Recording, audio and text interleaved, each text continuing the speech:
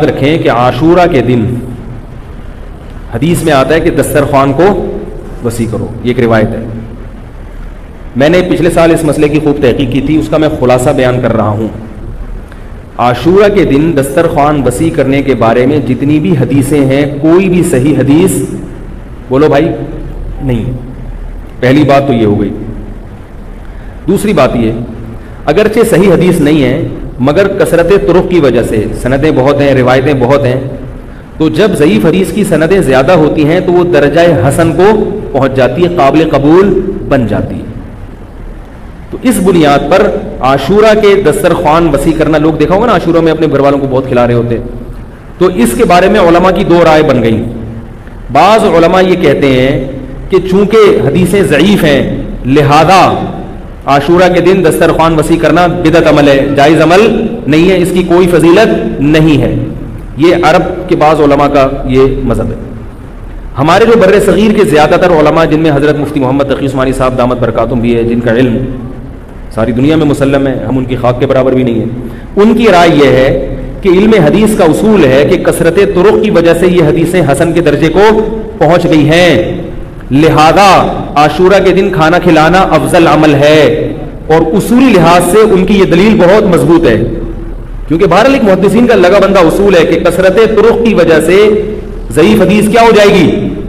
بھئی ایک کمزور آدمی آپ کو ایک بات آگے بیان کرتا ہے، دوسرا بھی بیان کرتا ہے مگر وہ بھی ہے کمزور، مگر تیسرا بھی، تو آپ کو تینوں مل کے ان کی بات میں جان آ جاتی ہے نا. آئی بات سمجھ میں؟ اب لیکن بعض حضرات اس کے بھی خلاف ہیں. میرا جو اپنا، میں بہت نالائق ہوں، مجھے عجیب سا لگتا ہے میں علماء کے بارے میں یہ کہوں کہ میری رائے ہے، میری کوئی اوقات نہیں ہے، لیکن اب لوگ بیٹھے ہوئے ہیں سننے کے لیے. میں نے جب اس مسئلے کی تحقیق کی تو اصولی اعتبار سے تو حضرت مفتی محمد تقی عثمانی صاحب جو ہمارے بزرگوں کے بھی بزرگ ہیں، ان کی بات بالکل ٹھیک ہے کہ کثرت طرق کی وجہ سے حدیث حسن کو پہنچ گئی ہے. لیکن ایک مجھے علمی اشکال ہے اس میں. وہ اشکال یہ ہے کہ اگرچہ حدیث کثرت طرق کی وجہ سے حسن ہے، قابل قبول ہے، مگر حدیث حسن ہو یا صحیح ہو اس وقت لی جائے گی جب اس سے زیادہ صحیح حدیث کی مخالفت نہ ہو رہی ہو. بات آ رہی ہے سمجھ میں؟ عاشورہ کے دن روزہ رکھنے والی جو حدیث ہے وہ متفق علیہ صحیح ہے، بخاری اور مسلم، اس کی سند بالکل بے غبار ہے. کھانا کھلانے والی حدیث میں اشکالات ہیں، تو روزہ اور کھانا جمع سمجھ میں نہیں آ رہا. بھئی روزہ اور کھانا جمع، بھئی روزہ رکھنے میں بھوکا رہنے کا حکم آ رہا ہے، جب خود کرو گے تو پھر پبلک گھر والوں کو بھی روزہ رکھاؤ گے نا، اور کھانا کھلانا بالکل اس کے اپوزٹ ہے.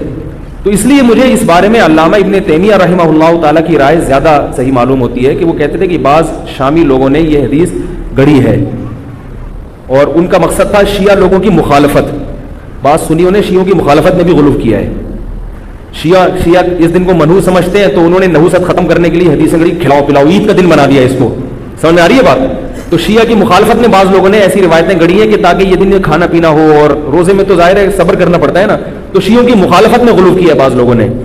تو اس لیے میری جو ذاتی ٹوٹی پھوٹی رائے ہے، ناقص رائے ہے کہ روزے والی حدیث بہت مضبوط ہے اور یہ جو کھانا کھلانے والی حدیث ہے یہ اس کے اپوزٹ ہے. اگرچہ یہ بھی حسن ہے لیکن جب زیادہ صحیح حدیث کی مخالفت ہوگی، احناف کا، فقہ حنفی کا تو اصول ہے کہ خبر واحد اگر قرآن کے خلاف ہو تو وہ قابل قبول نہیں ہوتی. خبر واحد چاہے بخاری کی ہو، اگر حدیث متواتر کے خلاف ہوگی تو بھی قابل قبول نہیں ہوگی، چونکہ جب زیادہ طاقتور چیز آ جائے گی تو اس سے جو کمزور چیز ہوگی اس کو ترک کر دیا جائے گا. اب ایک آخری بات میں کہ بعض علماء اس کا جواب دیتے ہیں کہ بھائی عاشورہ کے دن روزہ بھی رکھ سکتے ہیں اور افطاری میں دسترخوان وسیع بھی کر سکتے ہیں، تو یہ حدیثیں جمع ہو سکتی ہیں. اور بعض نے یوں تطبیق دی کہ خود روزہ رکھو لیکن گھر والوں کو بولو بھائی خوب کھلاؤ پلاؤ، دن میں کھلاؤ. تو میری نظر میں یہ دونوں تعویلات بعید ہیں.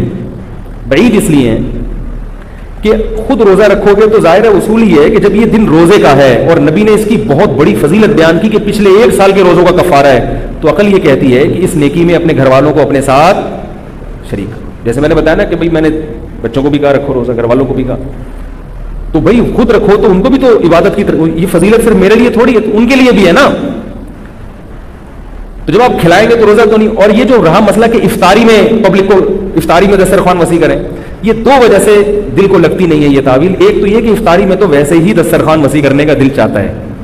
بچوں نے روزہ رکھا ہوا، آپ نے رکھا تو یار سموسے پکوڑے تو ہونے چاہیے نا. افطاری تو ایسی چیز ہے کہ اگر جیب میں گنجائش ہے تو چاہے عاشورہ کا دن نہ بھی ہو ویسے بھی دسترخوان وسیع کرنا چاہیے. اور گنجائش نہیں ہے تو عاشورہ کے دن ہو تو بھی نہیں کرنا چاہیے. گنجائش نہیں ہے تو کہاں سے کرے گا دسترخوان. دوسرا یہ کہ عاشورہ کا دن مغرب کی نماز کے بعد تبدیل ہو جاتا ہے. وہ عاشورہ بھائی جب افطاری کا ٹائم آیا, سحری کا ٹائم تھا, تو اس میں وہ عاشورہ کے دن سے جو لفظ متبادر ہوتا ہے نا, وہ تو دن متبادر ہوتا ہے, وہ ابھی شروع نہیں ہوا ہے, وہ تو صبح صادق کے بعد شروع ہوگا. تو سحری میں دسترخوان وسیع بھی نہیں ہو سکتا, یعنی حدیث کے ظاہر کے خلاف ہے یہ. اور غروب آفتاب کے بعد اگر آپ دسترخوان وسیع کریں گے تو وہ عاشورہ کا دن ختم ہو چکا ہے.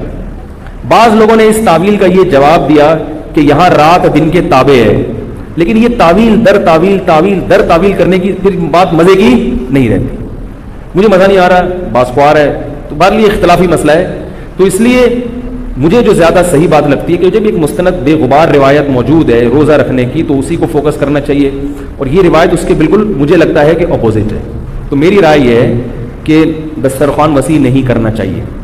ویسے تو جب چاہیں وسیع کر لیں, بچوں کو خوب کھلائیں پلائیں, لیکن خاص عاشورہ کے دن اس کی میرے خیال میں کوئی فضیلت نہیں ہے.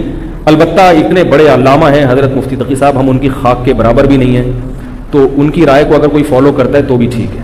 کہ میں یہ کام نہیں کرتا, چونکہ مجھے ابن تیمیہ رحمہ اللہ کی رائے اس بارے میں ذرا زیادہ مضبوط معلوم ہوتی ہے. لیکن ابن تیمیہ رحمہ اللہ نے یہ دلائل نہیں دی ہیں, انہوں نے روایات سے بحث کی ہے اور اس میں تھوڑا سا تشدد کیا ہے انہوں نے, کیونکہ وہ روایات کے ضعیف قرار دینے میں تھوڑے سے متشدد مشہور ہیں.